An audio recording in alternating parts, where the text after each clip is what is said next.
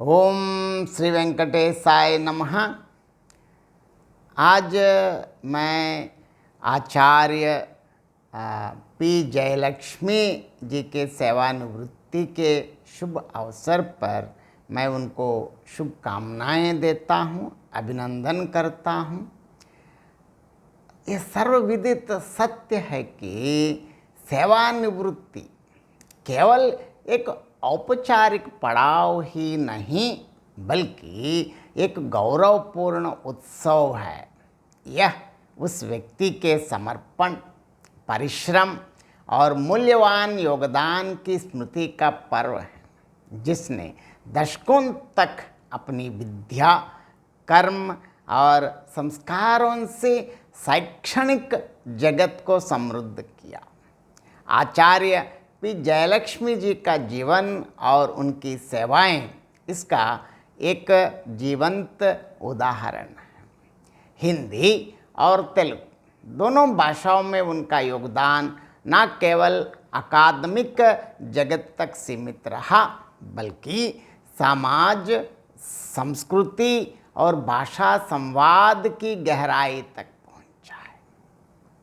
आचार्य P Jayalakshmi जी ने अपनी आरंभिक शिक्षा ऐसे परिवेश में प्राप्त की जहां भाषाओं के प्रति गहरी संवेदनशीलता थी। उन्होंने परिश्रम और जिज्ञासा के साथ उच्च शिक्षा में कदम रखा और हिंदी साहित्य तथा अनुवाद अध्ययन में अपनी पहचान बनाई। विशेष रूप से हिंदी और तेलुगु भाषा का गहन अध्ययन उन्होंने एक सेतु की तरह किया जहां उत्तर और दक्षिण भारतीय भाषाई परंपराएं मिलती हैं। यहाँ इस संदर्भ में सबसे पहले मैं अपना अनुभव भी बताना चाहता हूँ। जब मैं 1990 1990 में एमए में ज्वाइन किया तब आचार्य पी जयलक्ष्मी जी और डॉक्टर राजशेखर जी ये दोनों शोधार्थी थे। यहाँ मैं तब से लेकर उन दोनों का जो हमेशा स्नेह बिल्कुल मुझको एक पारिवारिक सदस्य ही लगता है हमेशा। डॉक्टर जयलक्ष्मी जी और डॉक्टर राजशेखर इन दोनों को मैं अलग अलग नहीं मानते, दोनों अभिन्न हैं।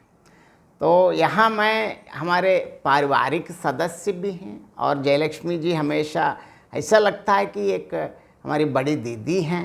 अगर इतना स्नेह मेरे साथ ही नहीं मेरे पूरे परिवार के साथ हमेशा वो ऐसे ही स्नेह रखती थी और हैं और आगे रहेगी, मैं यही कामना करता हूँ।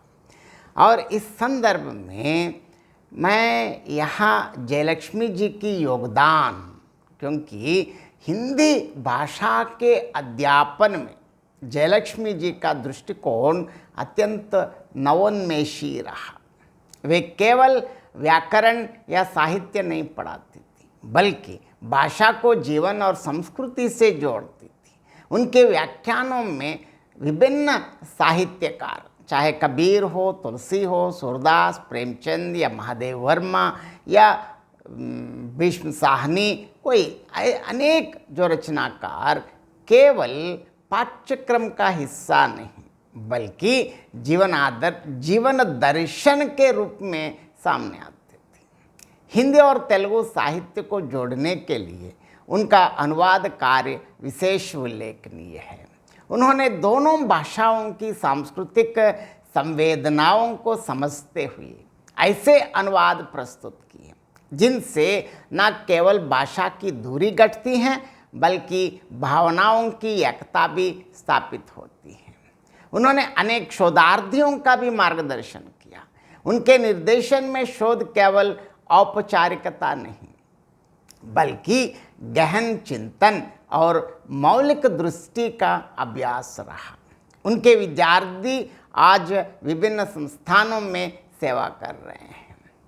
अब मैं तेलुगु से संबंधित बातें करना चाहता हूँ। तेलुगु साहित्य में जयलक्ष्मी जी का योगदान अप्रतिम है।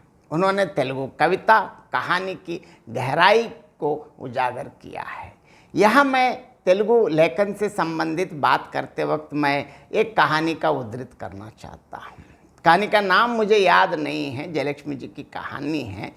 एक बिल्कुल ठेले पे सब्जी बेचने वाला साधारण व्यक्ति, मजदूर समझें, वो खूब पीता रहता, मतलब पियक्कड़ है, ज़्यादा पीकर पूरे परिवार को बर्बाद करता है और समय पे परिवार को कुछ भी नहीं देता है। ऐसे एक इतने नशीला और पियक्कड़ आदमी एक बार एक लगातार बारिश के कारण जिस प्रकार नशे की आदत से छूट जाता है और परिवार के हित के लिए एक पिता और पति का जो अपना जो पात्र जो अदा करता है, ये कहानी आज भी मुझे इतना अच्छा लगता है। ऐसे बोलने में तो बहुत आसान लगते हैं, ऐसे छोटी सी कहानी है, लेकिन इसमें ऐसे सूक्ष्म और गहन मनोवैज्ञानिक चिंतन भी है। क्योंकि लगातार कुछ दिन जो चीज़ बंद करने से या आदत होने से किस प्रकार आदमी या औरत जो भी है, मतलब मनुष्य किस प्रकार परिवर्तित हो सकते हैं। लगातार शराब ना मिलने के कारण उस आदत से वो छूट जाता है। इतनी मनोवैज्ञानिक, बहुत सूक्ष्म मनोवैज्ञानिक चीज़ को ऐसे एक छोटी सी कहानी के माध्यम से कहना, इससे पता चलता है कि लेखिका की समाज के प्रति अपनी जिम्मेदारी और इसके साथ साथ समाज के प्रति इतनी संवेदनशील लेखिका है, कहने के लिए यह उदाहरण काफ़ी है। इसके लिए मैं जयलक्ष्मी जी को बधाई देता हूँ। उनका सबसे बड़ा योगदान यह रहा कि उन्होंने हिंदी और तेलुगु को जोड़ने का कार्य किया है। हिंदी पाठकों तक तेलुगु साहित्य को पहुंचाना और तेलुगु पाठकों तक हिंदी की समृद्ध परंपरा को पहुंचाना, यह उनके जीवन का मिशन रहा। आचार्य पी जयलक्ष्मी जी की अध्यापन शैली को विद्यार्थी आज भी याद करते हैं। उनकी कक्षाएं संवाद परक होती थी, वे छात्रों से प्रश्न पूछती थी, चर्चा कराती और भाषा को जीने का अवसर देती। उनका मानना था कि भाषा पढ़ाई नहीं जाती, भाषा जी जाती है। उन्होंने विभागीय कार्यों, पाठ्यक्रम निर्माण और महाविद्यालय की शैक्षणिक गतिविधियों में सक्रिय भागीदारी निभाई। हिंदी और तेलुगु दोनों विभागों के बीच शैक्षणिक सहयोग बढ़ाने में उनकी अहम भूमिका रही। आचार्य पी जयलक्ष्मी जी का कार्य केवल भाषाओं तक सीमित नहीं रहा। उन्होंने हिंदी और तेलुगु के बीच सांस्कृतिक एकता का संदेश दिया। उनके अनुसार हिंदी राष्ट्र की संपर्क भाषा है, तेलुगु दक्षिण की सांस्कृतिक धरोहर है। दोनों मिलकर भारत की एकता, अखंडता और विविधता को सशक्त बनाते हैं। वे सरल स्वभाव, करुणा और विद्यार्थियों के प्रति मातृवत स्नेह रखने वाली शिक्षिका रही। उनके कार्यकाल और कक्षा का वातावरण सदैव स्नेहपूर्ण और प्रेरणादायी रहा। आमतौर पर वही सेवानिवृत्ति उनके लिए एक अंत नहीं, बल्कि नए अध्याय की शुरुआत है। अब वे अपने अनुभव और लेखन के माध्यम से व्यापक समाज को योगदान देंगी। साहित्य, शोध और सांस्कृतिक गतिविधियों में उनकी सक्रियता निश्चित रूप से जारी रहेगी। उनके विद्यार्थी और सहकर्मी उनके योगदान को आदर और कृतज्ञता के साथ हमेशा स्मरण करते हैं, मैं ये जानता हूँ। सभी मानते हैं कि उन्होंने हिंदी और तेलुगु के बीच एक स्थायी सेतु निर्मित किया है, जो आने वाली पीढ़ियों के लिए मार्गदर्शक रहेगा। वे हमेशा जो नवीन तकनीकी के साथ जुड़ी रही।